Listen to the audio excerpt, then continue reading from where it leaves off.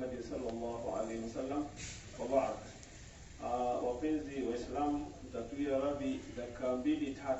Najua leo ni siku ya mwisho na watu wako mbioni katika kutekeleza mambo yao ya zakatul fitri, na nachukua fursa hii pia vile vile ya kukumbusha tena kuhusu zakatul fitri. Tumeandika pale kwa ubao, kwa yule ambao kwamba angeweza kupenda zakatul fitri yake ailete msikitini ili wamsaidie kuweza kuigawa zakatul fitri yake, anakaribishwa.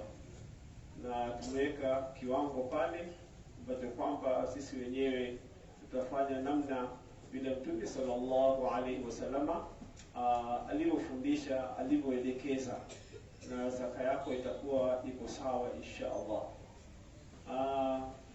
Tutachukua dakika chache kuvutia katika durusu Ramadhania, na vile vile ningependa kuwajulisha wapenzi Waislamu kuwa hii durusu Ramadhania sio mwisho na mwezi mtukufu wa Ramadhani. Mkikumbuka tulianza kabla ya mwezi mtukufu wa Ramadhani na hatujamaliza, lakini vile vile tutaendelea na kitabu hichi mpaka tukimalize, na pia tufanye kurudia. Kwa sababu gani? Kwa sababu baada ya mwezi mtukufu wa Ramadhani kuna zile funga za sunna. Kuna funga ya Alhamisi, kuna funga ya Jumatatu, kuna funga ya siku nyeupe. Hizi zote zinahitaji mtu kuwa na ilmu nazo. Unafunga vipi? Naam, kuna tofauti kidogo, kwa maana funga tofauti ambayo kwamba iliyoko baina ya funga ya sunna na funga ya wajibu ya mwezi mtukufu wa Ramadhani ni nia. Nia ya mwezi mtukufu wa Ramadhani lazima ulaze nia. Ni lazima ulaze nia. Kwa mimi inshallah kesho nafunga. Kesho nafunga siku ya pili ya mwezi mtukufu wa Ramadhani. Kesho nafunga siku ya tatu ya mwezi mtukufu wa Ramadhani. Laza nia. Na wanazuoni wamekubaliana nia yatosha kuwa kuna nia ukiamka tu kula daku. Ndio maana yake Mtume sallallahu alaihi wasallam akatuhimiza kula daku. Na tumezungumzia kuhusu dako, miongoni mwa fawaidi ya dako. Miongoni mwa faida ya dako kuwa unaweka nia kwanza. Ni kuwa itakuwa kwa kweli kama nia kuwa kesho mimi nafunga.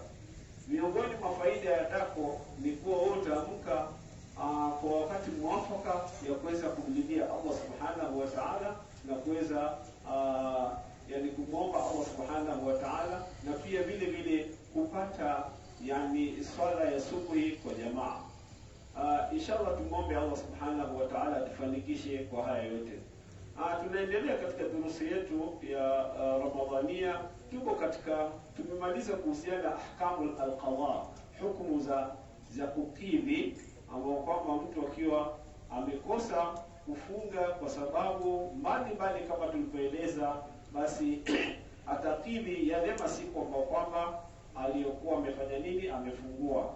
Na kwa mfano mtu pengine ameshindwa kuilipa, amekuwa mgonjwa na akashindwa kulipa yale masiku, baada ya kupona hakuweza kupata nafasi, hakuweza kujipa moyo kulipa ile masiku ambayo kwamba alikuwa ana deni nayo, na akafa.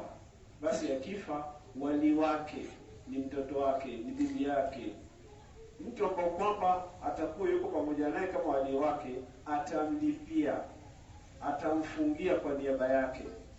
La amekataa kumfungia, hakuweza, pengine kwa sababu hana uwezo wa kumfungia, hana uwezo pengine kwa sababu ya kiafya, ama hataki tu kufanya hivyo kwa sababu ziweza kuepukika, basi inaangaliwa katika mali yake. Kama ana mali, yale mali analishia maskini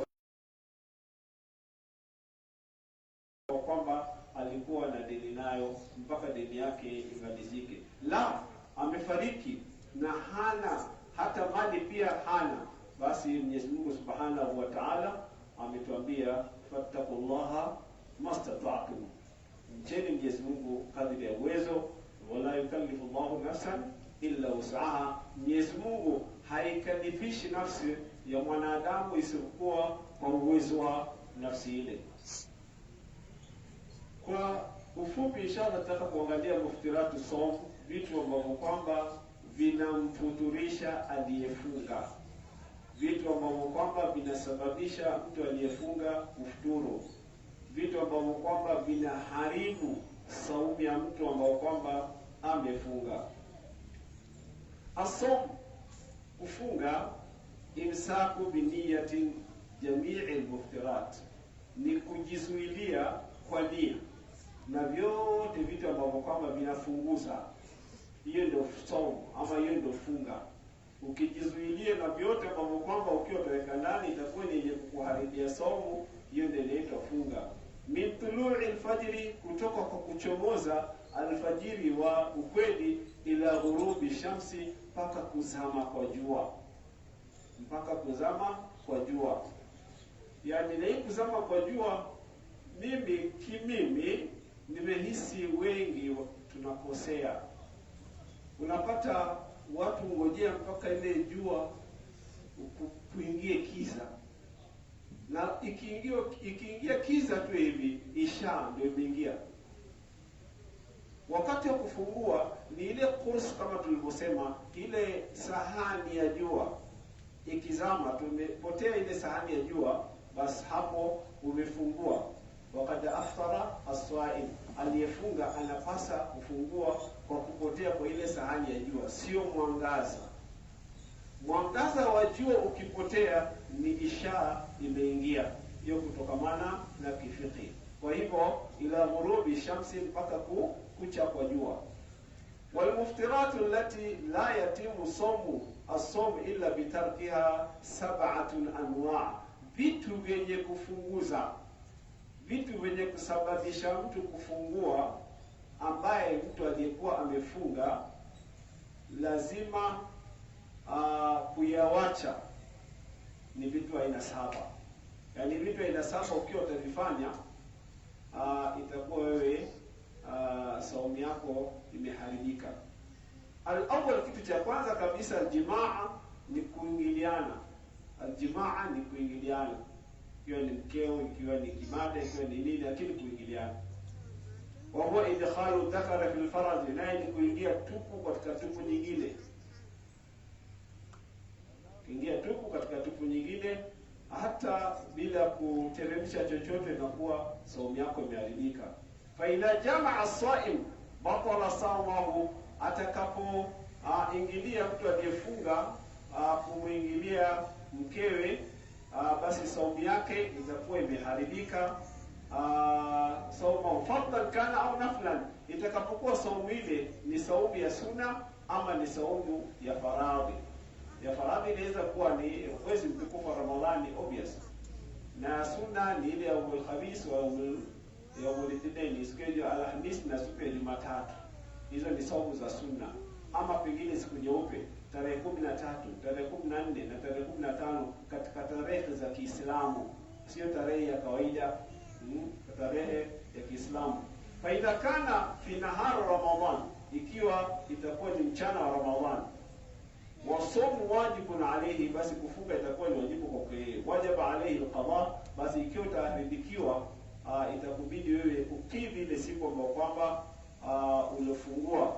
Wal kafara almughallaba, kama atakuwa ni kumuingilia mkewe, basi itakuwa atakidhi ile siku na atakuwa na kafara. Wal mughallaba, kafara kubwa. Kafara mughallaba, kafara ni kubwa. Kafara ni kama penalty. Kafara ni penalty, yani umefanya makosa unapigwa faini kubwa, umefanya makosa makubwa unapiga faini kubwa. Na hii faini kubwa ni kuingilia mkeo mchana wa Ramadhani, kama ilivyopokewa katika hadithi Muslim. Na hiyo faini, hiyo kafara ya kwanza kabisa, kafara ya kwanza kabisa ambayo kwamba unafaa ufanye, itqu raqabatin mu'mina, ni kuacha uhuru mtumwa wa Kiislamu ambaye mu'min, ukamwacha uhuru. Yashtari mamluka musliman, utamnunua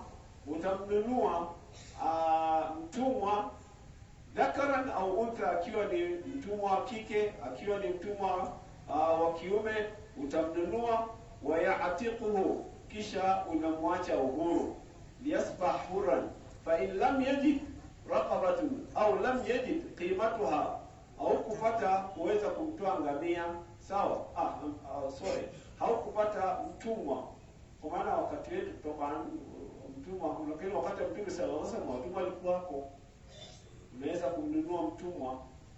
Sasa hapa according to Sheikh wa kitabu hichi anasema kama hukupata mtumwa wa kutoa na hukupata qima, which means kuna qima ambayo kwamba inaweza kutolewa mbadala ya nini, ya ule mtumwa, haukupata hiyo qima. Sasa hii ni daraja ya kwanza kabisa.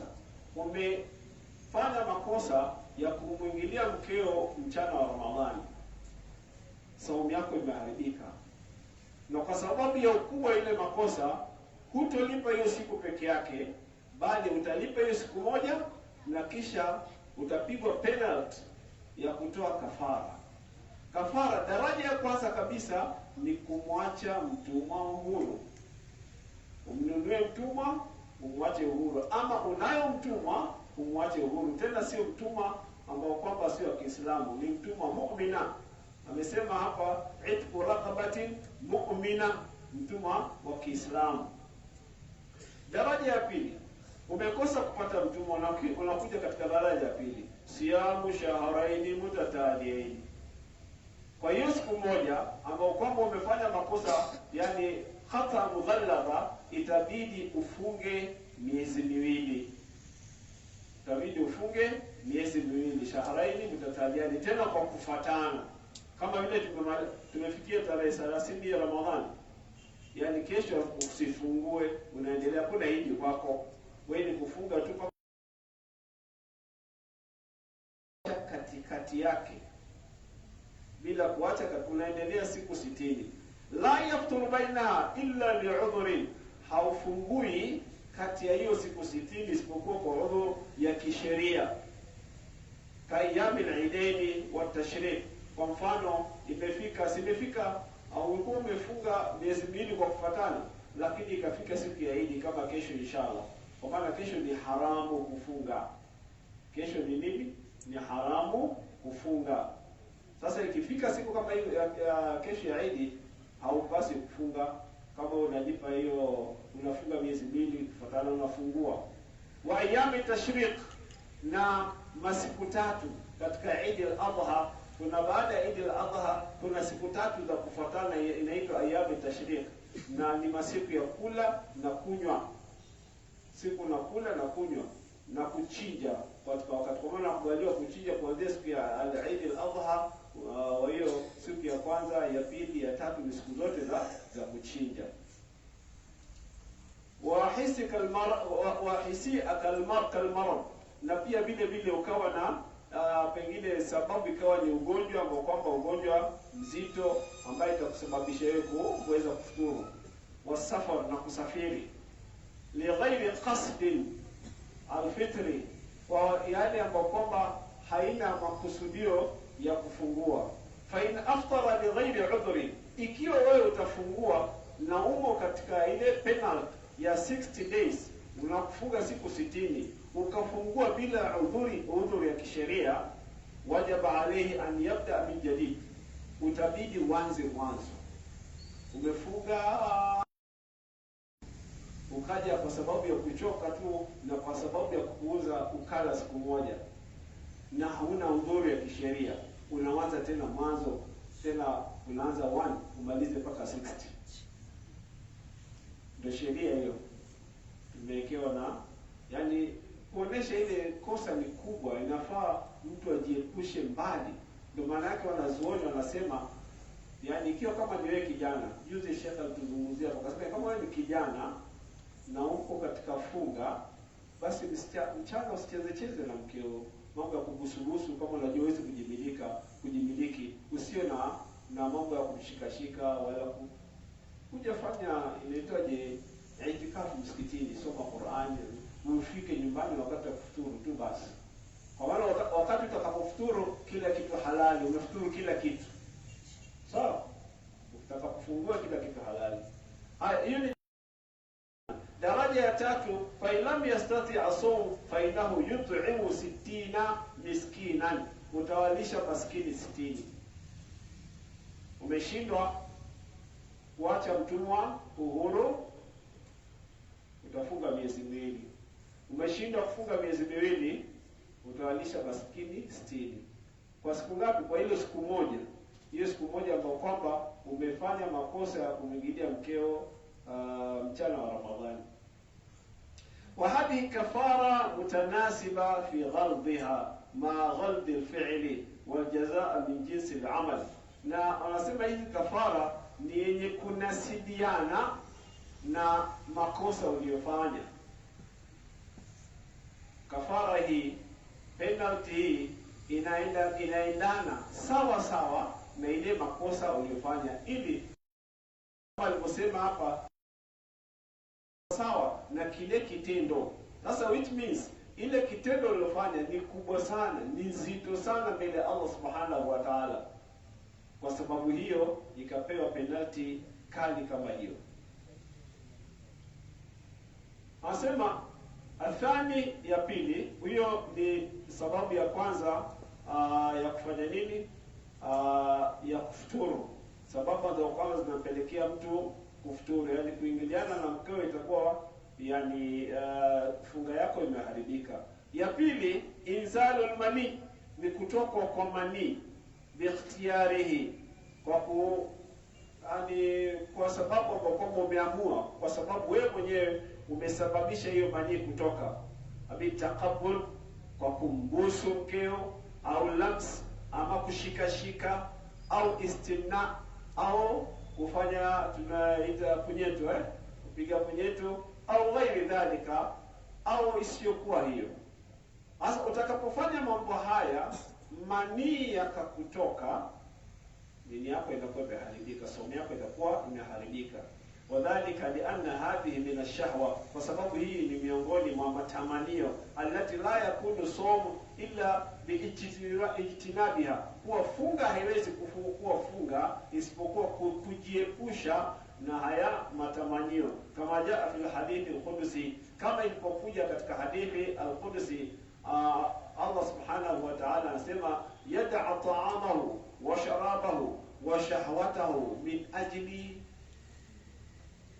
yani mja anaacha chakula chake kizuri, anaacha kinywaji chake kizuri, anaacha pamoja na matamanio yake kwa sababu yangu. Yani maana yake somu ana ajzi bihi, somu Allah Subhanahu wa Ta'ala ndio atakwenda kuilipa somu. Kwa hivyo Allah anajua ni kitu gani, zawadi gani kubwa atampa huyu mtu aliyefunga. Fa'ama takbir wal lams biduni inzal fala yuftir, yani kwa mfano kumbusu mkeo kama ni mtu mzima, na kumshikashika mkeo biduni inzal, na haikutoka chochote, haukuweza kutoa manii, fala yuftir, hiyo haifuturishi, saumu yako itakuwa iko pale pale. Utamshika mkeo, utambusu, lakini unakuwa na uwezo wa kujimiliki. Yani maana yake ule upuuzi pengine wa kuweza kuteremsha kiharaka hauwezi, kwa sababu umejimiliki, basi hiyo itakuwa saumu yako iko pale pale. Wakati kana Nabii sallallahu alaihi wasallam yafaluhu, Mtume sallallahu alaihi wasallam alikuwa akifanya hivyo, akawashika wakeze, akiwabusu wakeze, ndiye alikuwa yumo katika saumu na haiharibu saumu yake. Walakinao kana yamlik nafsahu, Mtume alikuwa anajimiliki, Mtume alikuwa na uwezo wa kujimiliki. Mtume alikuwa na uwezo wa kujimiliki, lakini sijui kama wewe kijana utakuwa na uwezo wa kujimiliki kama Mtume alivyokuwa akijimiliki. Hasa kwa sababu pengine unaweza kuwa huna uwezo wa kujimiliki, ni vyema usimguse wala usimgusu. Lidha fa inna sa'im idha khashiya ala nafsihi al-inzal, yani yule aliyefunga akiwa tahofia kuwa mimi nikimgusa mke wangu, nikimbusu mke wangu mambo yataharibika, basi ni vyema ajiepushe, ni vyema awe naye mbali. Au tadarruji ila jimaa, au pengine kumgusa kwake na kumbusubusu kwake itampelekea yeye katika kufanya jimaa kabisa, fayuhramu fi haqqihi at-taqbil, basi hapo itakuwa ni haramu kwa wewe kuweza kumbusu mkeo, ikiwa kama itakupelekea wewe hutoweza kujizuilia, itabidi umwangukie tu. Hiyo itakuwa basi ni haramu kwa wewe kufanya nini? Kumbusu mkeo. Li'annahu wasilatun tusilu ila al-muharram, kwa sababu kufanya hivyo ni wasila, ni ambao inakupelekea wewe katika kufanya jambo la haramu. Hasa ikiwa jambo ambalo kwamba litakupelekea wewe kufanya jambo la haramu, lile jambo ni haramu kwa wewe, itakuwa imebadilika kuwa ni haramu. Kubusu haina neno, kumshika kumpapasa mkeo haina neno, lakini ikiwa wewe itakupelekea wewe kumpapasa kwako, kumbusu kwako, itakupelekea wewe kutoa manii, ama itakupelekea wewe kuweza kumwangukia mkeo. Lakini tukisema kumwangukia ni lugha ya heshima, sivyo? Itakupelekea wewe kumwangukia mkeo, basi itakuwa ni haramu kwa wewe kufanya vile. Wasianata lisiyamihi min al-fasad, sasa itakuwa ni vizuri kuepuka jambo hilo na kuweza kuichunga ile saumu yako, ili saumu yako isiwe ni kuharibika. وهذه قاعدة عظيمة من القواعد الشرعية، وهي قاعدة سد الذراع. ni qaida, ni formula kubwa sana katika sheria. Sadu dhiraa, yani kuzuia jambo ambalo kwamba lisije likatokea. Hiyo ndio inaitwa sadu dhiraa, yani kuzuia jambo lisije likafanyika. Ai qat'i turuq almusila ila almuharram, yani kukata njia ambapo kwamba ile njia inakupelekea kufanya jambo la haramu. Walau kana mubahatan au mustahabba, japokuwa jambo lile ambalo kwamba la kutekelezwa ni jambo mubah, sio jambo la haramu, jambo la kawaida na ni jambo la kupendeza, lakini likiwa ile jambo litakupelekea wewe kufanya jambo la haramu, hilo jambo litakuwa pia ni haramu. Fa inna sharia qad tuhramu ashya wa hiya fi al-asl mubahatun. Sharia inaweza kuharamisha mambo, lakini asili ya yale mambo ni mubah. Asili ya yale mambo ni nini? Ni mubah. Kwa mfano, pengine kula ni jambo la kawaida, sivyo? Kula ni jambo la kawaida, lakini mtu we ule ujaze mpaka ushinde kuhema, watu wakupate unaemea juu, nini baya? Ameshiba, hana pa kupumua, ni haramu, ni makosa. Ule kwa kiasi ya kutosha kupa nguvu ya kuweza kufanya ibada. Liana hatusilu ila muharram, kwa sababu utafanya jambo ile ambalo kwamba linaharamisha. Ile jambo ni mubaha, lakini inakupelekea kufanya jambo la haramu. Wa hadha mithalu li hadhihi alqaida, na hiyo ndio mfano, hii ni mfano wa hiyo formula. Wa min amthaliha, na mfano huo, annahu la yajuzu lisaim aidan, haimpasi kwa huyo mwenye kufunga vile vile almubalaghatu fil madmadati. Wewe umefunga wakati hasa ikifika kama wakati ya dhuhuri na kuendelea mpaka kufuturu, wanasema wakati wa kusukutua usifanye mubalagha, yani usifanye kusukutua sana, mtu kaweka maji mengi alafu kaangalia juu wakati wa kuninia wa kutia udhu. Ukifanya hivyo, maji kwa sababu ya kiu ya mchana mzima, yale maji yanaweza kupenetrate yakapita mpaka ndani ya koo, na hiyo ni haramu, hiyo inakatazwa. Sasa usifanye mubalagha katika nini? Katika kusukutua. Wal istinshaq, na pia kupandisha maji puani, usipandishe sana, kwa maana pua na mdomo ni sehemu ambazo kwamba zote zinakutana wapi? Kwenye koo. Sasa unaweza kuingiza maji ndani ya pua ukasikia imetokea kwenye koo, sawa? Sasa pia wal istinshaq khawfan min at-tasarrub al-ma' ila jawfi, kwa kuhofia yale maji yanaweza kuteremka mpaka yakaingia ndani. Sasa kwa sababu hiyo, kusukutua sana na kufuta sana maji katika nini inakuwa ina makosa. Wa amma inzalul mani ihtilamu fi an-nawm, lakini ukawa pengine umeteremsha mani kwa sababu gani? Ulikuwa umelala tu, ukaota kama kawaida vile vijana ambao kwamba wanavuja huko wanaota, na yastayqila wameitoa bihi atharu almani. Wewe ukaamka, baada ya kuamka asubuhi ukijiangalia kwenye inaya yako unapata zile athari ya majimaji ya manii. Sasa utakapata athari ya majimaji ya manii, fala yaftur, usifungue. Inaonekana nimetoka na manii, sasa saumu yangu, wenye kutaka viigizo tu ili afungue atafungua. Ule mwenye apendi kufunga, nimetoa manii usiku, basi mimi leo nikome. Usifanye hivyo.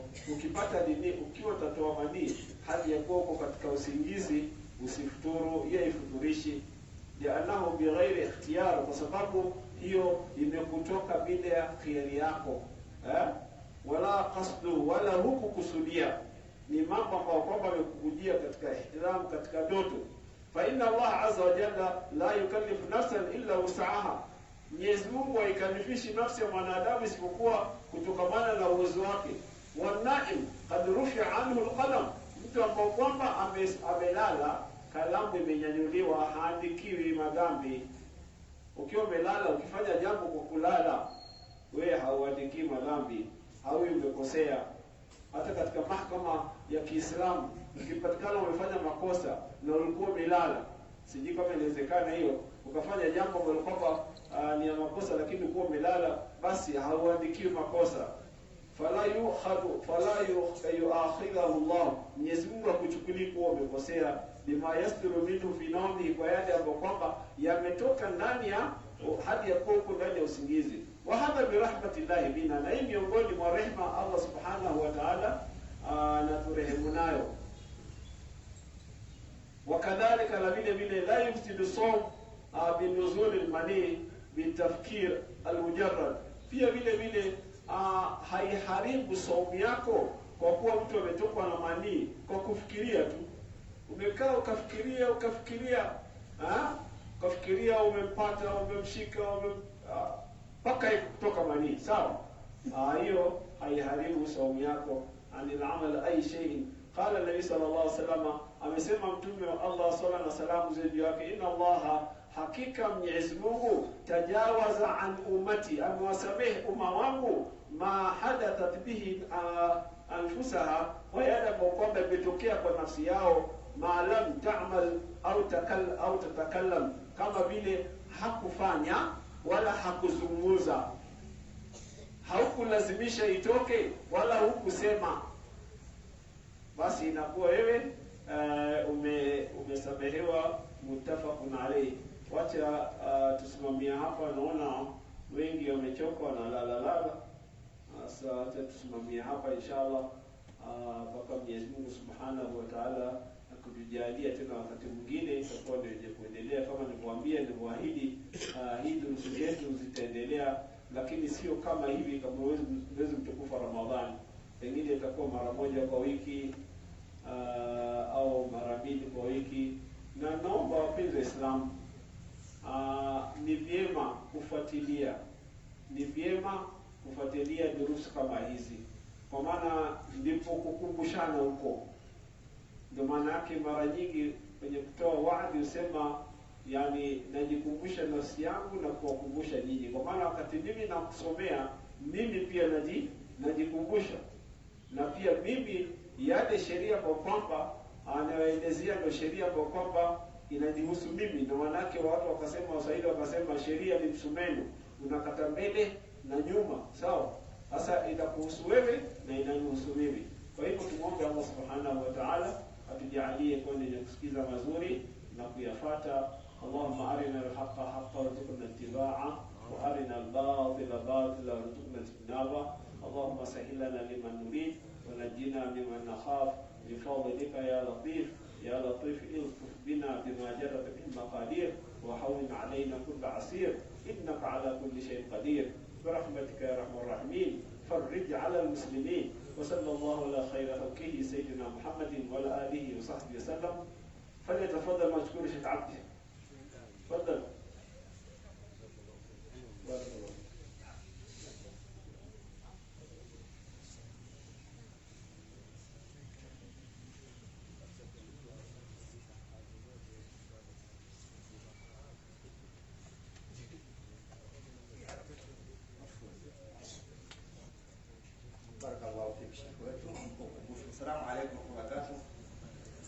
ndugu Muislamu, kijana Muislamu, alhamdulillah tunasema labda pengine kwa lugha ya kiutu uzima